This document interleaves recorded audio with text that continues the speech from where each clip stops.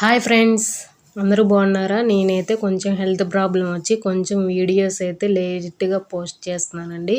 2 days నుంచి voice over ఇద్దాము వీడియోకి అని అనుకుంటే అస్సలు ఓపిక లేదనమాట. అలా ఉంది. అందుకోసం అయితే ఇంకా వీడియో అయితే ఏమీ పెట్టలేకపోయాను. ఇంకా ఈరోజు మీకు కొన్ని ఐటమ్స్ అయితే చూపిస్తున్నాను. ఇలాచీ, గసగసాలు ఇవన్నీ అయితే తెప్పించుకున్నాను. కొన్నేమో అట్టలు కూడా అయిపోయాయన్నమాట. అట్టలు కూడా తెప్పించేసాను. ఇంకా కార్న్‌ఫ్లేక్స్ అవి కూడా కొన్నే ఉన్నాయి. ఇంకా అవి కూడా తెప్పించుకున్నాను. ఇంకా ఈరోజు ఏంటంటే మీ అందరికీ ఒక విషయం అయితే చెప్దాం అనుకుంటున్నాను ఫ్రెండ్స్. అయితే బిర్యానీ దినుసులు, మసాలా దినుసులు బిర్యానీకి సంబంధించినవి చేయమని చెప్పింది ఒక ఆంటీ. ఇంకా అవన్నీ కూడా ప్రిపేర్ చేసుకుంటున్నానన్నమాట. ఇంకా ఒక సిస్టర్ అయితే హెల్ప్ చేయండి అని ఒక కామెంట్ అయితే పెట్టారు. నాకే బిజినెస్ ఏంటంటే ఎలా ఉందంటే అన్నీ కొనుక్కురావటం ఒక కొనబోతే కొరివి అమ్మబోతే అడవి అని అంటారు చూసారా, అలా ఉందన్నమాట. సామెతలాగా ఉంది నా బిజినెస్.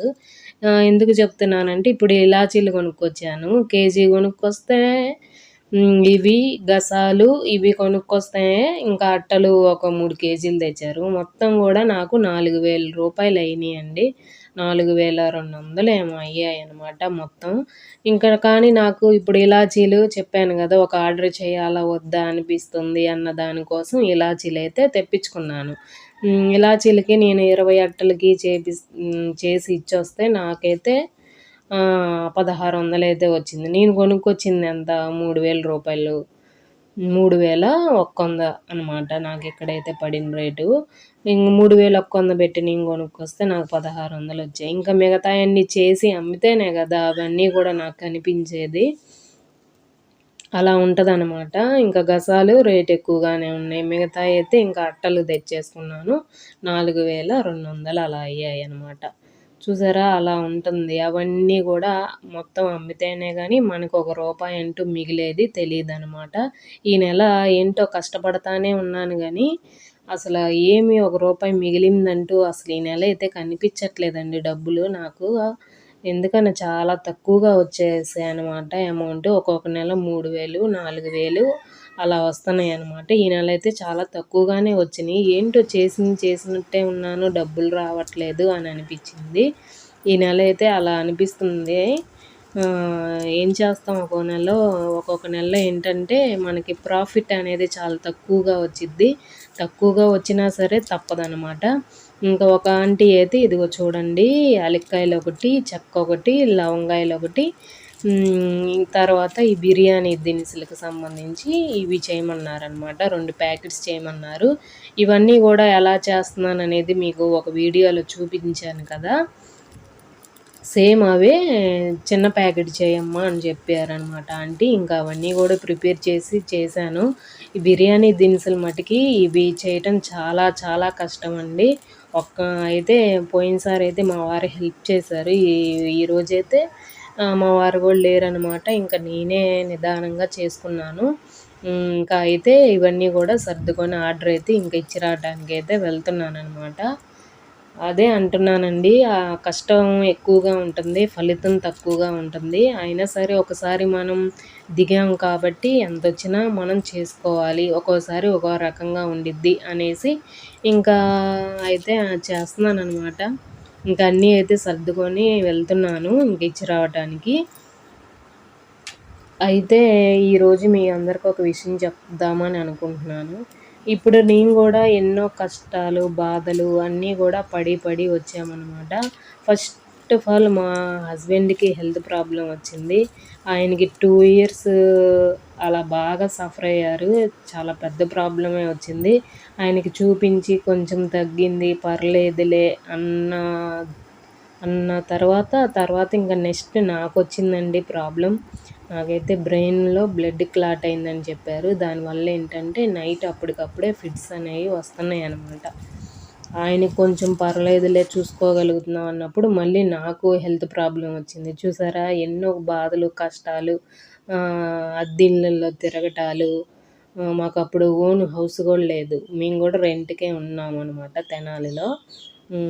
ఒక బాధ కాదు. చిన్న పిల్లని పెట్టుకొని ఇల్లిల్లు తిరగటం, అద్దెలకు ఉండటం, హెల్త్ ప్రాబ్లమ్ రావటం అన్నీ ఒక సమస్య కాదండి. ఎన్నో సమస్యలు, బాధలు, కష్టాలు అన్నీ అనుభవించి ఇప్పుడు కొంచెం సొంత ఇల్లు అనేది లోన్ తీసుకొని కట్టుకోగలిగాము. ఆ లోన్ అనేది కట్టుకుంటూ ఉంటున్నామనమాట. ఎప్పటికైనా ఎవరికైనా కష్టాలు వస్తూ ఉంటాయి, వెళ్తూ ఉంటాయండి. వాటన్నిటిని మనం ధైర్యంగా ఎదుర్కోగలగాలనమాట. టైం ప్రతి ఒక్కళ్ళకి వచ్చిద్ది. ఇప్పుడు ఇవన్నీ ఎందుకు చెప్తున్నానంటే, ఒక సిస్టర్ మాకు కొంచెం హెల్ప్ చేయండి, నా బాధ ఇది అని తను పెట్టిందనమాట. ఇంక నేనే అంతంత మాత్రంగా ఉన్నాను. నేను ఇంకొకళ్ళకి ఏం హెల్ప్ చేయగలను అనిపించింది. కానీ తను చాలా బాధపడతా పెట్టింది. నాకు బాధేసింది. ఏదో ఒకటి చేద్దామని అనిపించింది. కానీ మన దగ్గర ఉండాలి కదా అన్నీ కూడా. మీకేమి ఆర్డర్స్ బాగానే వస్తున్నాయిగా, చేస్తున్నారుగా అన్నట్టు ఉండిద్ది. నెలకి 3000, 4000 మిగలటమే అస్తుగా అయిపోతుందనమాట. ఇంత కష్టపడి నెలంతా చేసుకుంటే ఈ అమౌంట్ అనేది వస్తుంది. ఇప్పుడు ఏదో చిన్న జాబ్‌కి వెళ్ళినా మంచిగా శాలరీ అవి వస్తాయి. కానీ బయటికి వెళ్ళి చేసే ది లేదనమాట. నేను చెప్తున్నాను గదా! నాకైతే హెల్త్ ప్రాబ్లమ్ ఉంది. ఒకటేంటంటే బయటికి పంపించరు నా ప్రాబ్లమ్ వల్ల. నేను గూడా పడి ఉన్నాం కదా! అందుకోసం నేను గూడా వెళ్ళదలుచుకోవట్ల. ఇంట్లో ఉండి ఏదో ఒకటి చిన్న వ్యాపారమైనా చేసుకోవాలి. ఖాళీగా ఉండకూడదు. ఏదో ఒకటిలే అనేసి నేనైతే ఇవి చేసుకుంటున్నాను. ఎంతన్నా రానియండి, కొంచెం మనకంటూ ఒక సంపాదించుకోగలగాలి అన్న ఉద్దేశంతో నేనైతే ఇది స్టార్ట్ చేశాను. మనం ఆర్డర్స్ ఉన్నప్పుడే కదా ఇవి చేసి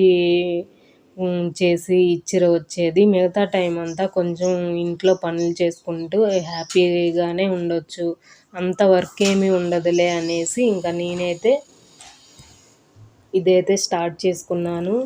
ఆ సిస్టర్‌కి హెల్ప్ చేయాలని ఉండిద్ది, నాకు ఉండిద్ది. బాధగా కూడా ఉంది. ఏం చేయలేకపోతున్నామే పాపం అడిగారు అని. కానీ మరి మన సంగతి మనం చూసుకోగలగాలి కదా! అదనమాట. నా పరిస్థితి అయితే ఇలా ఉంది. అందుకోసమే చెప్తున్నాను. ఏమనుకోకండి సిస్టర్. ఇవన్నీ కూడా చెప్పటానికి కారణం ఏంటంటే, మేము కూడా ఎన్నో బాధలు పడే వచ్చాము. ఇంట్లో ఖాళీగా కూర్చోకుండా చిన్న వర్క్ అయినా చేసుకోవాలన్న ఉద్దేశంతో నేను ఇవన్నీ చేసుకుంటున్నాను.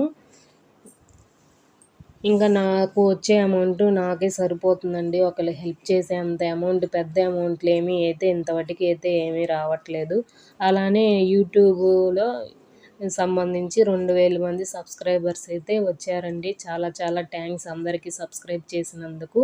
మిగతా విషయాలన్నీ కూడా రేపు వచ్చే వీడియోలో చెప్తాను. థ్యాంక్ యూ అండి.